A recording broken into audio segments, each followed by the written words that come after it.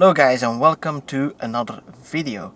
So today I'm going to do a small deep dive into the agenda of the next UNECE meeting, which will take place at the end of September. Now it looks very promising, but let's dive into a few of the specifics of what is going to be discussed. And I also reached out to my contact at AVERE to ask a few questions on how this regulation stuff works once it gets approved, what can we expect, and what will happen with their proposals that they did in February but that were postponed to the September session. So the first one is a OICA proposal, which is an international committee, and they want to make a proposal so that the car can actually be not in the center of the lane while driving on semi-autonomous mode. Now this is something that Tesla already does with, for example, the moving over in the lane when you are passing a truck. Now I do understand why they want to do this from a safety perspective, but the way it is currently implemented by Tesla, it makes people seasick if you pass multiple trucks. So I don't think it's a good solution. So that could definitely use some improvement. And I don't oppose the idea in itself from a safety point of view, but I also don't think that this will be enough to create that emergency lane when you're in a traffic jam, like for example in Germany, and since recently also in Belgium. You need to move over. If you are in the leftmost lane, you need to move to the left of the lane, and if you are in the center lane or the rightmost lane, if it's a two-way or a two-lane highway, then you need to move to the right. So in between those lanes there is an artificial lane created so that emergency services can drive unobstructed and as quickly as possible to the emergency. Now when we talk about the lane change, the Germans have a really interesting proposal, because if you look at the initial video that I made about the UNECE regulations, which is about a year ago now, but I'll link it up here also and down in the description. I made some calculations there that stated that if you're driving 120 kph and you want to move into the faster lane that is going at 130 kph and there's a car approaching at that speed, you need a gap of 35 meters. And that is 35 meters behind the rear of the car. So basically you need about 40 meters to be able to do the lane change if you include the car. Now that is a big gap, and the Germans, they realize that in real traffic you probably will not have that much of a gap, and they are proposing that the manufacturer can actually add some parameters to that formula to take into account, for example, when that you accelerate when you want to move into the faster lane. So the speed difference is going to be dynamic instead of a static difference, which is now the case in that formula, requiring a bigger gap. So the acceleration can be taken into account by the manufacturer. The manufacturers, they choose how to implement this, and they choose which parameters they want to add. Of course, during certification and during validation, they need to reveal their formula, explain the formula, say, okay, we're taking this into account and this is the reason why we are doing that, and the effect on the formula will be this and this and this. So that will be validated by the authorities. Now the actual text says, if the manufacturer considers additional influencing parameters when identifying the critical situation. So a critical situation is when the car starts moving and the car approaching from behind would have to decelerate too hard to be comfortable or to be safe. That is considered a critical situation. Now the formula may be modified and the modification shall be declared to and assessed by the technical service. So here it explains that the technical service will be assessing whether that is acceptable, yes or no. It shall remain ensured that an approaching vehicle would not have to decelerate at higher levels than 3 meters per second squared, 0.4 seconds after the lane change maneuver has started, to ensure the distance between the two vehicles is never less than that which the lane change vehicle travels in 1 second. So basically you need to have a 1 second gap for the car behind you to be able to decelerate enough so it doesn't hit you. And the 0.4 seconds is basically the car needs to start moving already so the driver behind you can actually see that you are making in fact a lane change. The Germans also have a very interesting proposal with regards to level 3 driving on highways. Now in the previous video I already explained that there was a proposal for level 3 driving, so hands-off driving, and you can be on your cell phone or on your laptop. The car would do all the driving up to 60 kilometers an hour. Now back then I said this is probably a traffic jam assist and that's it.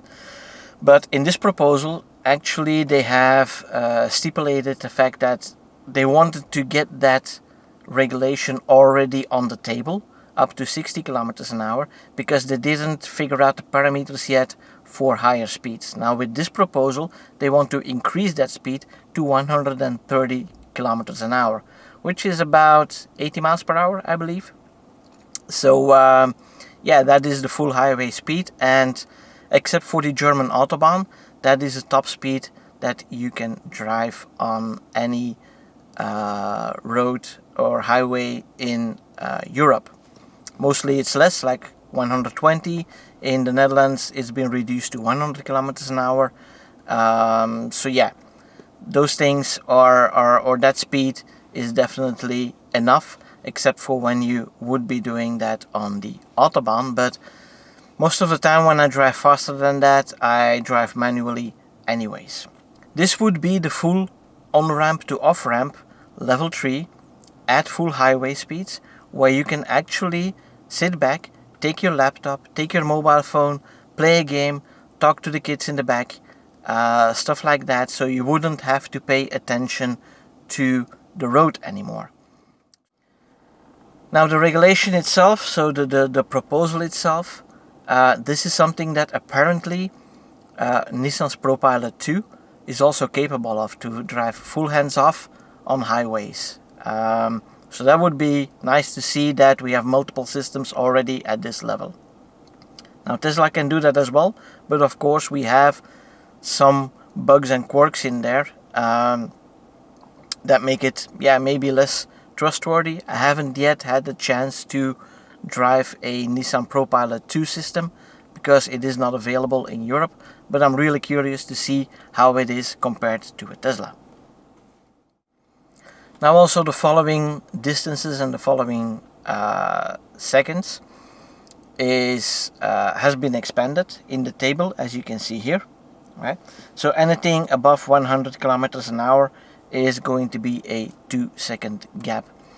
And that is also related to a campaign that we had not so long ago in Belgium, where you had to sing Last Night the DJ Saved My Life by In Deep. And you just picked a point where the car in front of you passed, like a lamppost or a bridge.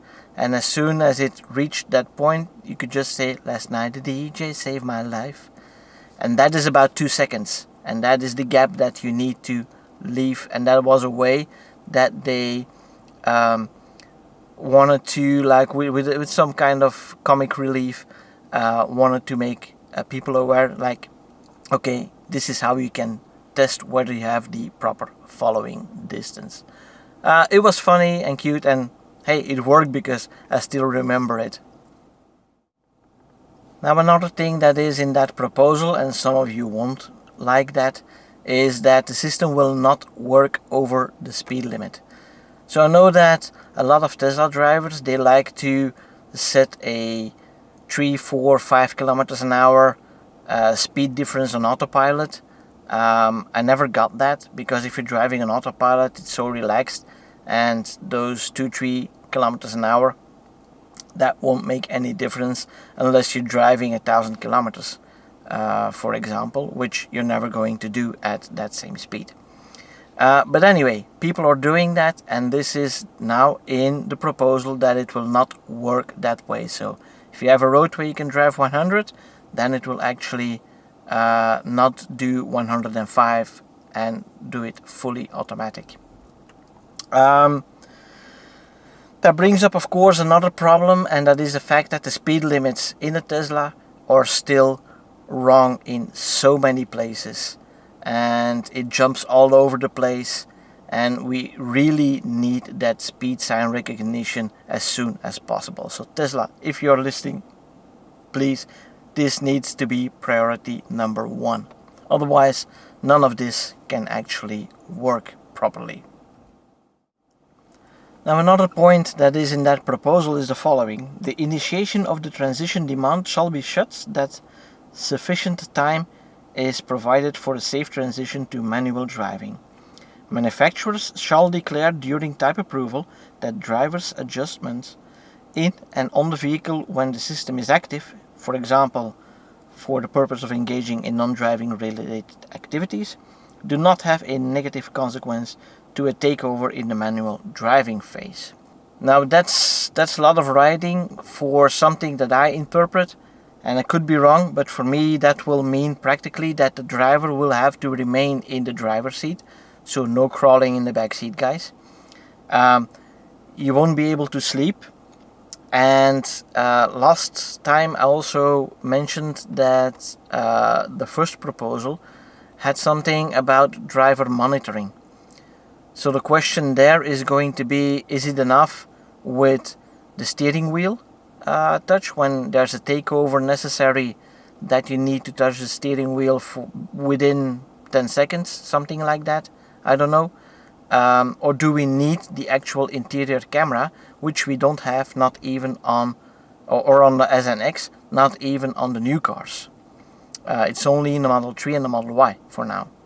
So yeah, that doesn't really make sense to not have that, if that is going to be a requirement to monitor the driver while on level 3 or level 4 in the future.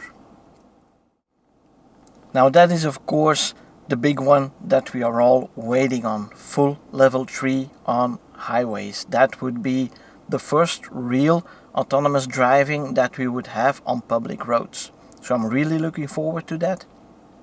And as my contact at AVERE also said, there are many participants of that council that are actually looking forward to this proposal. Now let's hope it gets approved, of course. Now you're still stuck in the same lane because we still have the driver confirmation to initiate a lane change.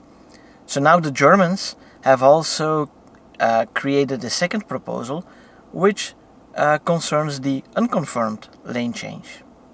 Now there isn't that much of a difference with the current auto lane change regulation.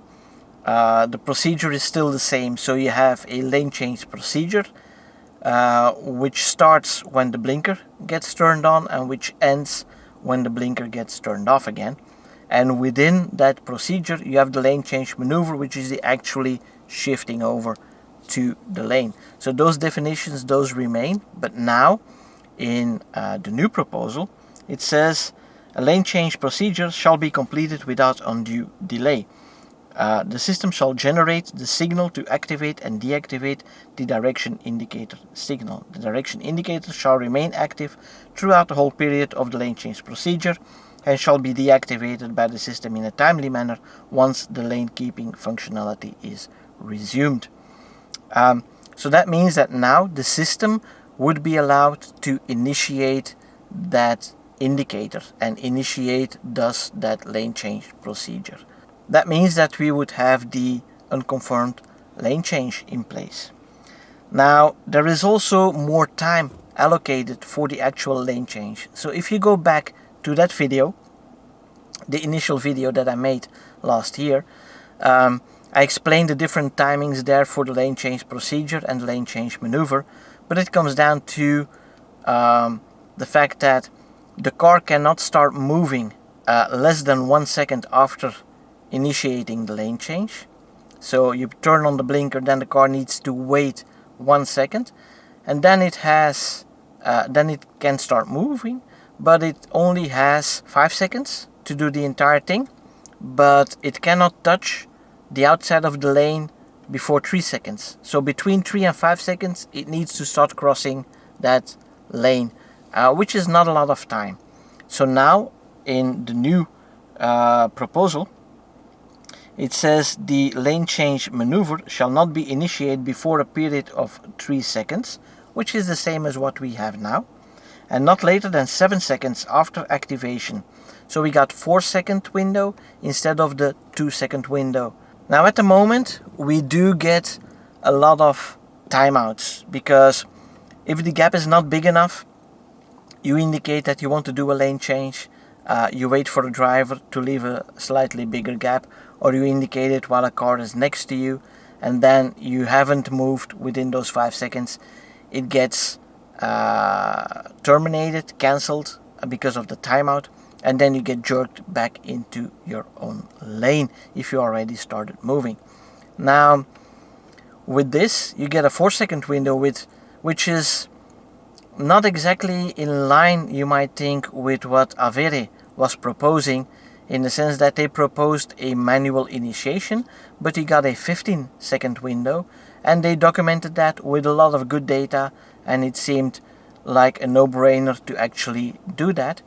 Unfortunately, so the Scandinavian countries and the Netherlands didn't accept it in February. It would be discussed in September again, but this kind of replaces it a little bit, because now the system determines when to activate the blinker, so you don't have to do it. So the system actually can see, now I have a gap, now I will actually initiate it, and it can scan the road the entire time before actually turning on the blinker. So the bigger time lapse is not really necessary in this specific scenario of the unconfirmed lane change. So I'm really looking forward to this one as well. Now this regulation, if it gets approved, might also have an additional side effect from a safety point of view, and that is when you don't react to autopilot, and autopilot asks you to hold the steering wheel, and the person behind the wheel might actually have become ill, for example, and doesn't respond. It will slow down, turn on the 4 blinkers, and then stop in the middle of the road, which I think is really dangerous. Now with the unconfirmed lane change, they could actually change that emergency procedure to move over to the emergency lane. That would be a lot safer and just stop the car away from passing traffic, not causing traffic jams, but keeping you in a safe place on the emergency lane at that point. So yeah, I'm really looking forward to the implications that this would have on all kinds of safety features, and of course on the progress towards full self-drive. Now if you look at the definition in the document itself, it says, in compliance with paragraph 5.1.2, in particular the activated system may undertake a lane change procedure if operation cannot be continued in the current lane, for example due to a blocked lane ahead or ending lane ahead. So this is the on-ramp merging, for example, because that ends that lane. A regular merge from 3 to 2 lanes on highways, for example when going uphill, you might get a lane split to allow the trucks to drive slower and not hinder the other traffic. But also traffic cones that are blocking, maybe traffic jams. I don't know how it will react there, because the speeds are very low at that point, and would it merge into the faster lane at that point? I don't know, we'll have to see. But also with roadworks, or a car that has its 4 blinkers on, if Tesla can recognize that car has broken down and is hindering that lane, it might also move into the next lane. So many scenarios that this would open up, if it gets approved. Now also in the document they have a new definition for the target lane for the lane change procedure, and that is the lane into which the automatic lane keeping system vehicle intends to maneuver. The target lane can be a regular lane of travel, an enter lane, an exit lane, or a hard shoulder. So yeah, that was what I was talking about, like it could move to the emergency lane, but also it can automatically merge on and off the highway. And yeah, for now we have the automatic exit taking in Navigate on Autopilot, and that is kind of a gray zone because it's not merging into a lane, it is merging into an exit. So right now this is allowed. This will also define that specific action, that would be the exit lane. However, because now Navigate on Autopilot only allows that automatic exit taking when the exit has no possibility of oncoming traffic. So it's an exit that splits off, right?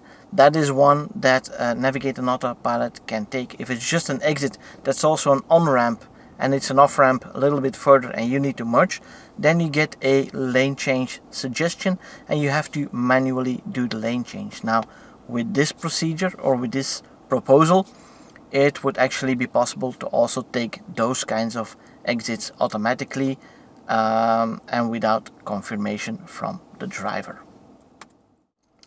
Now the $1 million question is, of course, would you as a person actually take out your laptop and allow the Tesla to do the full self-driving level 3 on highways, on ramp to off ramp? Do you trust your car well enough to actually do that? I'm not sure. Now I remember the first time that I drove on autopilot, I wasn't trusting it either. I was like, yeah, this is cool, let's try that. But my hands were constantly like, I don't trust it, what are you going to do? And taking over from the slightest thing that happened, you need to earn that trust. Because of course, you are trusting your car with your life. And seeing so many people complaining about phantom braking, doing weird things, moving into the wrong lanes. I've experienced a couple of weird issues myself lately with the update that I'm currently on. So I'm hoping that gets resolved in the next one. But personally, I don't think I'm going to trust it quite that easily. I'll be happy to let it do its thing, but I will still be very much attentive to the road, at least the first few months. Maybe there will be roads that I know, okay, this is a road that I travel on a daily basis and I know that it's working fine. Then you start to trust it. But I'm definitely not going to pull out my phone or pull out my laptop from day one that it is allowed. Now, what are you guys' thoughts about this? Please let me know in the comments below. I'm curious to see how many of you would actually trust autopilot enough to start doing some work in the car while the car is doing all the driving. Now those are the proposals that are new on the agenda. I haven't seen the February items on the agenda anymore, so I reached out to my contact at AVERE, asked him about it and what his thoughts were, and he said that he's backing the German proposal for the unconfirmed lane change instead of pursuing the actual increasing of the time that it takes to allow that lane change. And I do agree with him on that. The unconfirmed lane change will solve a lot of problems because the computer can do all the preparation and then the timing is basically not as important because the computer can work out the timing for us. Now, the second proposal was about the lateral G-forces when moving through corners, like for example the infamous S-turn that I use in my tests. The car is perfectly capable to do that at 70 kilometers an hour. Right now it is slowed down to about 50-55 kilometers an hour to take that turn, and still it moves a little bit too much to the center of the road and too close to the oncoming traffic. just because it's not allowed to take that sharper turn, because that would result in higher G-forces. It's not on the agenda either. Now, I didn't ask about this specifically, but I definitely disagree that this should not be pursued anymore, because it is hindering traffic in some situations. Now, maybe not the S-curve, because some cars will actually slow down to that speed while they're driving manually. Some don't. I agree it's a little bit more sporty to drive like that, but if you have a car that can handle it, it should be able to do that. So I disagree that they are not pursuing that for the moment, but maybe I'll try to talk to my contact again. Maybe I can push him a little bit to get that back on the agenda. Who knows? Now the next question is, what happens if those proposals do get accepted? How quickly can we see them implemented and actually active on the road? Now apparently, while talking to my contact at AVERE, he had some insight on that as well. He gave me a couple of examples from other regulations that were adopted in different ways. Now there are three possibilities of what can happen. The first one is that it can become a European law and all countries will have to adhere to it. Right? This would be the best case scenario, the optimal scenario, also probably the fastest scenario to get it accepted and to get it implemented in all countries.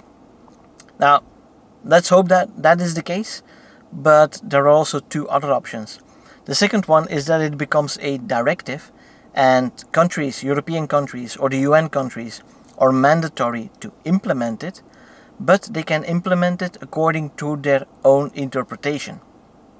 So for example, in Belgium, they can say, well, you can do the level 3 driving and you can work on your mobile phone, you can work on your laptop, but in the Netherlands, you can do the level 3 driving, but you can't do anything in the car. You can let the car do the driving, you can sit there with your arms crossed, whatever, but you cannot have a mobile device in your hand, or you cannot be working on your laptop, you cannot be playing cards, whatever.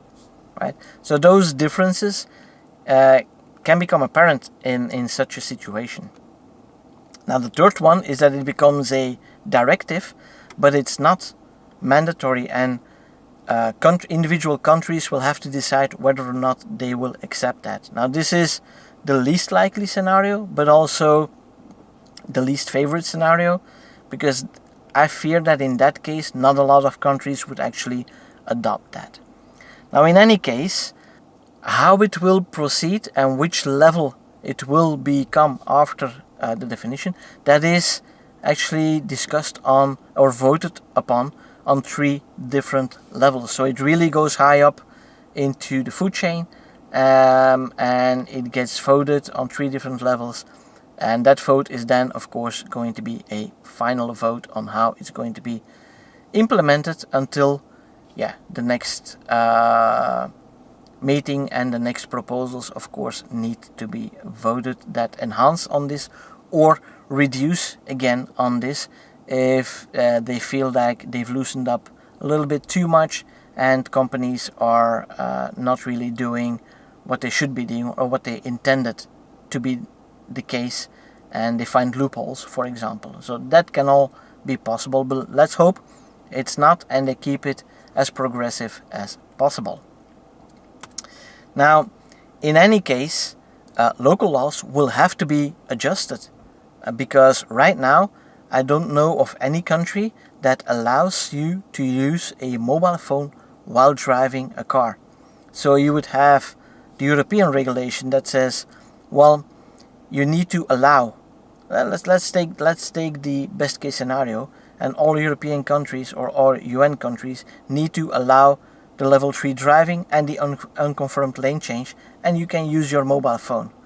That is going to be tricky for police as well, because I can assume that they will still prohibit the use of a mobile phone when you're not in a level 3 driving car, but the police will have to know one way or another, is your car capable of doing that, and is your car actually in that mode?